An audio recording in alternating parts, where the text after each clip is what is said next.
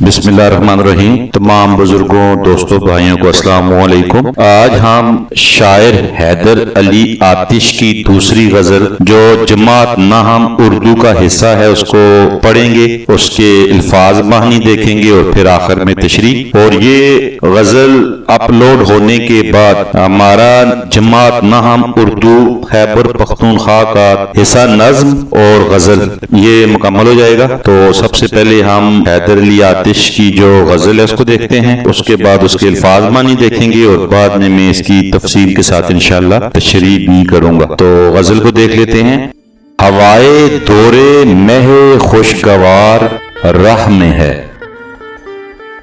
خزاں چمن سے ہے جاتی بہار راہ میں ہے، عدم کے کوچ کی لازم ہے فکر ہستی میں، نہ کوئی شہر نہ کوئی تیار راہ میں ہے، نہ بدرکا ہے نہ کوئی رفیق ساتھ اپنے، فقط عنایت پروردگار راہ میں ہے، تلاش یار میں کیا ڈھونڈیے کسی کا ساتھ، ہمارا سایہ ہمیں ناگوار راہ میں ہے، سفر ہے شرط مسافر نواز بہتیرے، ہزارہا شجر سایہ دار راہ میں ہے، مقام تک بھی ہم اپنے پہنچ ہی جائیں گے، خدا تو دوست ہے دشمن ہزار راہ میں ہے، تھکیں جو پاؤں تو چل سر کے بل، نہ ٹھہر آتش گلے مراد ہے منزل میں خار راہ میں ہے۔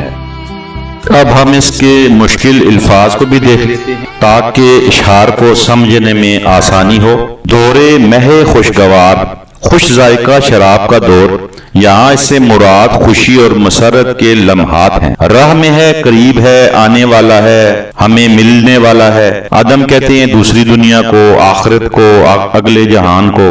کوچ کہتے ہیں سفر کرنا، روانگی، کہیں چل دینا۔ ہستی کہتے ہیں زندگی کو، دنیا کو۔ دیار کہتے ہیں وطن کو، ملک کو۔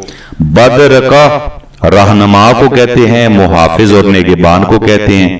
رفیق دوست کو، ساتھی کو، ہمدم کو کہتے ہیں۔ عنایت کہتے ہیں کرم، مہربانی۔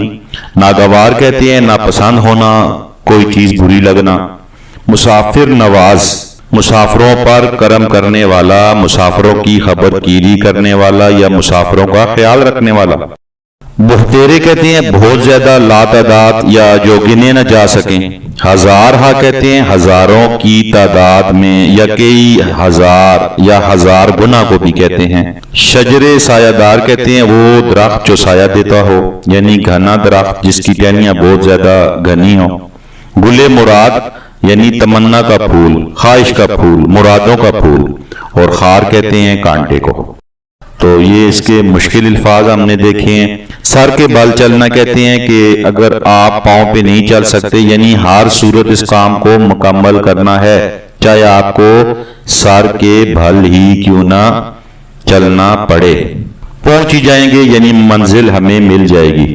خدا تو دوست ہے، یعنی اللہ پاک تو ہر اپنے چاہنے والے کی عدد اور نصرت کرتا ہے، وہ تو سب کا رفیق ہے۔ تو یہ الفاظ معنی تھے۔ عدم کے کوچ کی لازم ہے فکر ہستی میں، نہ کوئی شہر نہ کوئی دیار راہ میں ہے۔ اس شعر میں شاعر دنیا کو ناپائیدار سمجھ کر انسان کو عمل کی تلقین کرتے ہوئے کہتا ہے کہ اگلے جہاں میں انسان کے اچھے اعمال ہی اس کا ساتھ دیں گے۔ یہ دنیا ایک عارضی ٹھکانہ ہے، اس کے لیے اے انسان اپنے سفر آخرت کا سامان یہیں رہ کر پورا کر، کیونکہ آخرت کا سفر بہت لمبا ہے اور اس سفر میں کسی بھی قسم کا کوئی نہ تو راستہ ہے نہ ہی پڑاؤ۔ اگلے جہان اور اس جہان کے درمیان میں صرف سانسوں کا بندھن ہے۔ جب یہ سانسیں ختم ہو جائیں گی، سانسوں کی یہ دیوار ختم ہو جائے گی، تو پھر تو نے اس جہان فانی سے اگلے جہان کوچ کوچ کر جانا ہے۔ یہ جہان فانی ہے اور جہان لافانی کی طرف سفر انسان نے ہر صورت کرنا ہے۔ پھر ایسی کوئی منزل بھی نہیں آتی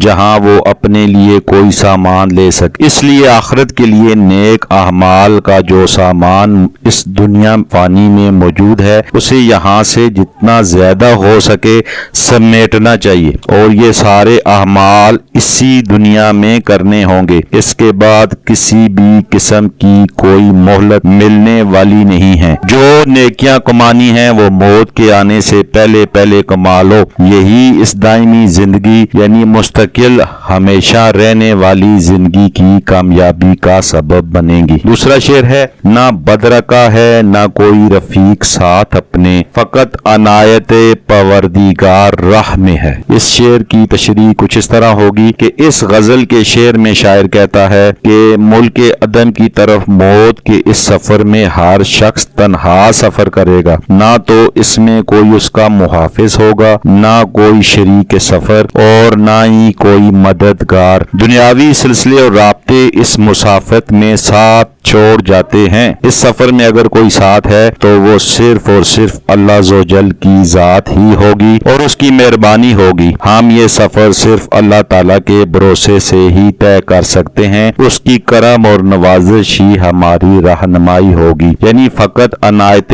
پروردگار راہ میں ہے، اس کے علاوہ کسی بھی قسم کا کوئی ساتھ راہ میں نہیں ہوگا۔ نہ بدرکا ہے اور نہ کوئی رفیق۔ بدرکا کہتے ہیں جس نے آپ کی رہنمائی کرنی ہوتی ہے، جو آپ کا رہنما یا محافظ ہوگا، اور رفیق کہتے ہیں دوست کو۔ عدن کے کوچ کی لازم ہے فکر ہستی میں۔ شاعر کہتے ہیں کہ ہر شخص جانتا ہے کہ اس نے اس دنیا سے جانا ہے، یہ فکر جو اس کی ذات کے اندر موجود ہے کہ اس نے یہاں سے کوچ کرنا ہے۔ یہ دنیا فانی ہے، اس کے اوپر ہر شخص کا اعتماد ہے، یقین ہے۔ مسلمان تو مسلمان، کافر بھی اس بات پہ یقین رکھتا ہے کہ ایک دن اس کی سانسوں کی مالا نے ٹوٹ جانا ہے، سانسوں نے رک جانا ہے اور اس نے اس دنیا فانی سے کوچ کرنی ہے۔ اور اگلا جو مصرع ہے وہ کیا ہے، نہ کوئی شہر نہ کوئی دیار راہ میں ہے، اور اسے یہ بھی پتا ہے کہ جب وہ اس دنیا سے جائے گا تو راستے میں کوئی اور شہر نہیں، کوئی اور قریہ نہیں، کوئی اور بستی، کوئی اور گاؤں نہیں جہاں پہ وہ ٹھہرے گا، یعنی کہ یہاں سے جو ہی اس نے سفر مکمل کیا تو وہ اگلے جہان میں چلا جائے گا،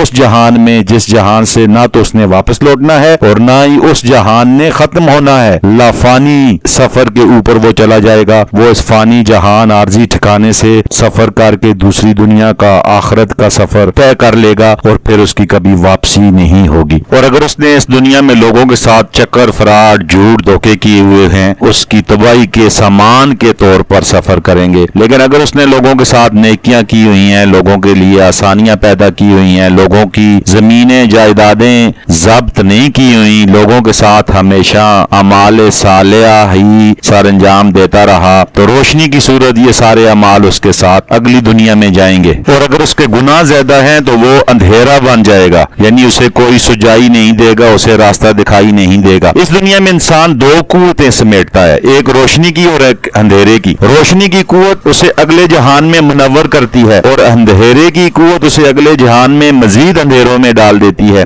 اب یہ انسان تک ہے کہ وہ اس دنیا میں رہ کر روشنی والی قوت سمیٹتا ہے کہ اندھیرے والی قوت سمیٹتا ہے۔ اگر وہ نیک اعمال کرتا ہے تو اس کے پاس روشنی کی طاقت بڑھ چلی جاتی ہے، جو اس کے وجود کو بھی منور کر دیتی ہے، اس کے وجود کو روشنی میں بدل دیتی ہے، اور یہ والی روشنی اگلے جان والی روشنی میں مدغم ہو جاتی ہے۔ لیکن اگر وہ گناہ کرتا ہے، غلاستیں اکٹھی کرتا ہے، تو اس کا جسم آہستہ آہستہ وہ غلاستیں اپنے اندر سمیٹتے ہوئے اندھیرا بن جاتا ہے، اور یہ اندھیرا اگلے جہان کے اندھیرے میں چلا جاتا ہے، اور اس اندھیرے میں پھر اسے کوئی اور منزل دکھائی نہیں دیتی۔ اب کیونکہ وہ دنیا میں روشنی کو نہیں سمیٹ سکا، روشنی کو سمیٹنے والے عرصے میں اس نے اندھیرے کو سمیٹا ہے۔ اب اس اندھیرے کو ختم کرنے کے لیے اسے آگ میں ڈالا جائے گا تاکہ اس کے اندر کی ساری غلاستیں، سارے اندھیرے ختم ہوں اور اس کا جسم روشنی کو سمیٹنے کے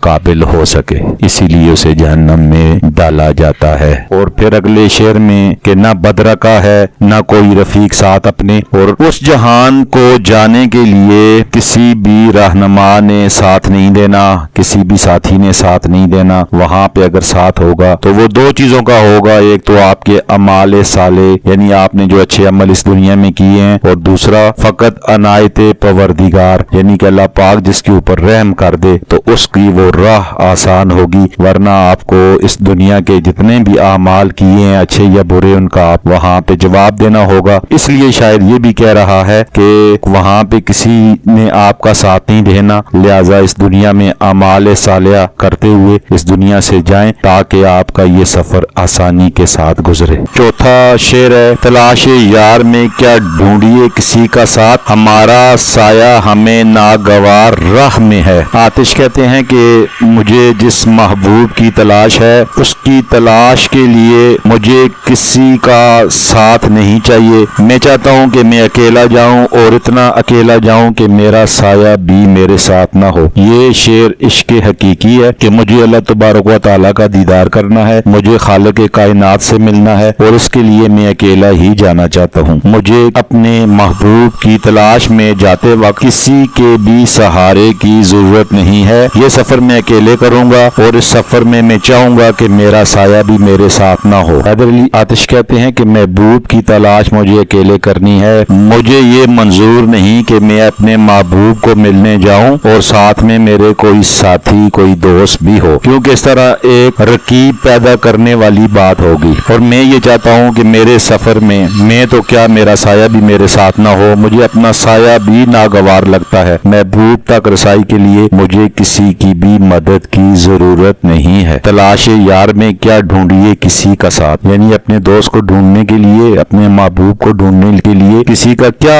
साथ में ढूंढूं। हमारा साया हमें यानी मेरा अपना साया भी मुझे नागवार राह में, इस राह में मुझे अपना साया भी अपने साथ रखना मुनासिब नहीं लगा। शेर नंबर 5, सफर है शर्त मुसाफिर नवाज बोहतेरे, हजार हा शजरे सायादार राह में है। आतिश के कई इशार जो हैं वो कबूल आम का दर्जा हासिल कर चुके हैं और वो ज़रबुल मिसाल की सूरत में इस्तेमाल भी होते हैं। ये शेर भी उसी के ज़मन में आता है। इस शेर में वो पैगाम देते हैं कि कामयाबी की मंजिल तक पहुंचने के लिए आगे बढ़ना बहुत जरूरी है। सफर में रहना जिंदगी की अलामत है और रुक जाना मौत की। इंसान को जिंदगी के सफर में मुसाइब, तकलीफें, परेशानियां बर्दाश्त करनी पड़ती हैं, लेकिन कभी कभी वो दिल बर्दाश्ता भी हो जाता है, मगर उसे दिल बर्दाश्ता नहीं होना चाहिए। अल्लाह ताला के भरोसे से सफर का आगाज करना चाहिए। इस तरह अल्लाह ताला सफर में अपने बंदे का साथ देता है और उसके लिए बहुत सी आसानियां और सहूलियात पैदा कर देता है। ऐसे मुसाफिर जो अल्लाह का नाम लेकर निकलते हैं उन्हें रास्ते में खुदा तरस लोगों की कसीर तादाद मिल जाती है जो उनकी खबरगिरी करते हैं, उनका साथ देते हैं और उनकी जरूरियात भी पूरी करते हैं। ये लोग किसी सायादार दरख्त की तरह होते हैं जो थके मांदे मुसाफिरों को कुछ देर अपने साए तले आराम का मौका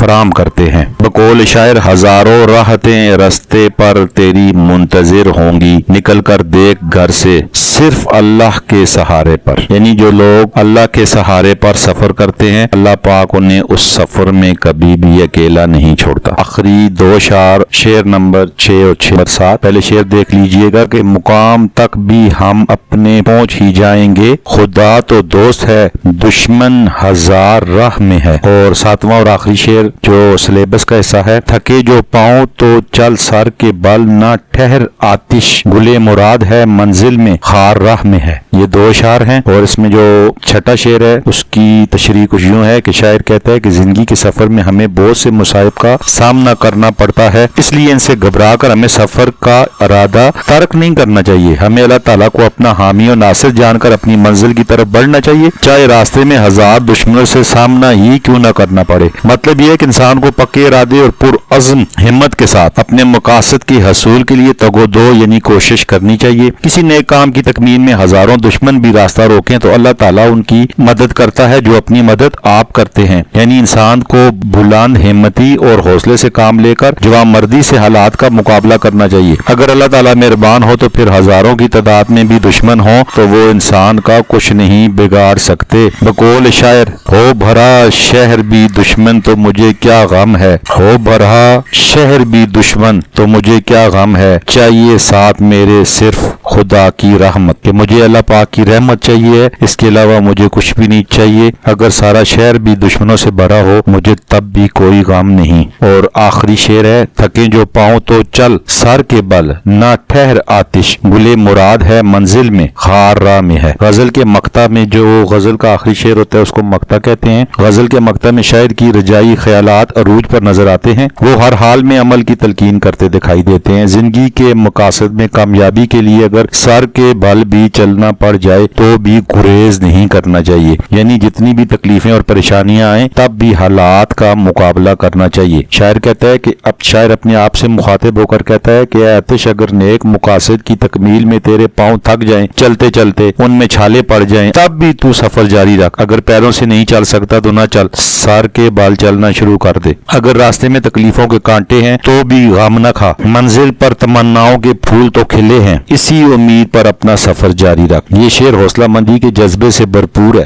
یہ نیکی اور خیر کے راستوں پر چلنے والوں کا حوصلہ مزید بڑھاتا ہے کہ وہ اپنی منزل کے لیے مصیبتوں کو برداشت کریں گے اور مسلسل جدوجہد کیے رکھیں گے۔ روشن مستقبل کی امید اسی پر ہے کہ جہد مسلسل کی جائے اور تاریکیوں سے چھٹکارا حاصل کیا جائے۔ کسی شاعر نے اسی امید کے تحت کہا، مجھے خبر ہے کہ ایک صبح منتظر ہے میری، ڈروں میں کس لیے اس رات کے اندھیرے سے۔ تو یہ دونوں اشعار کی مختصر سی تشریح تھی۔ اس غزل میں جو قوافی ہیں یعنی کافی ہیں، اس میں فسانہ، غائبانہ، خزانہ، خانہ، دانہ، زمانہ، نشانہ اور عاشقانہ، جبکہ اس غزل میں جو ردیف ہے وہ ہے راہ میں ہے، یعنی کسی بھی شعر کے آخر میں جو لفظ بار بار آئے، ہر شعر کے آخر میں جو لفظ بار بار آ رہا ہے اسے ہم کہتے ہیں ردیف، اور ردیف سے پہلے آنے والا لفظ جو ہم آواز ہو، ہم وزن ہو، وہ ہوتا ہے قافیہ۔ تو قافیہ اور ردیف بھی میں نے آپ کو بتا دی ہیں، اور اس طرح آج ہماری یہ غزل کی تشریح بھی مکمل ہو گئی ہے۔ اللہ پاک آپ کا، میرا، ہم سب کا حامی و ناصر ہو۔ والسلام۔